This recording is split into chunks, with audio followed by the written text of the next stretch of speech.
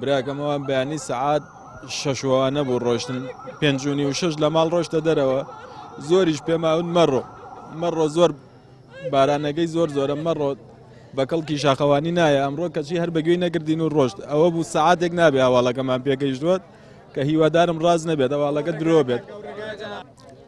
ئێمە پێمانوت ئەمڕۆ ڕۆژی شاخەوانی نییە کەچی سەرپەرشتی گروەکەیان وتبووی هەر شتێک بێ ئێمە ئەڕۆین. سەعات چەند هەواڵەکەتان پێگەی؟ سەعات 2 خزمەکە زانیوێتی بازێک دوای لە عیلەکەیان پرسیوە وتیانە بۆ دەرمەنخان چۆ جارێکیان دوای عیلەکەی توی نەوەڵا بۆ خەرایەخ چوو.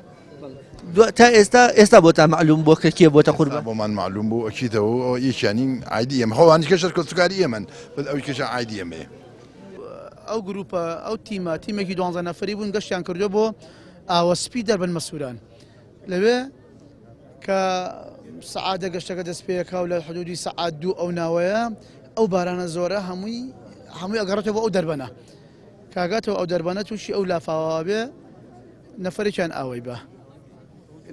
ئاوەی با و کە سیانەکە تر پەلاماری ئێیان هاوکاری بکەن دەریکەنەوە ئەو سیانی تریش ئەبات لە بەرزی شەلالێکی تقریبان 12 مەتریەوە ئانا بە عەرزا و لێوە شەو بۆ چەمەکە ئایان بە هەتا دانەیەکیان 2 کیلۆمەترێک هاتووە سەر جادەکە جەنازەیەکیان جەنازەی دووهەمیان لە ناو بیەکانە بوو 2 جەنازەکەی تریشی لە ناو دەربەنەکەیە بوو کە ئێمە هێنامانەوە نیوەی ڕێگاکەمان بڕی تاکو تەسلیمی برادرانی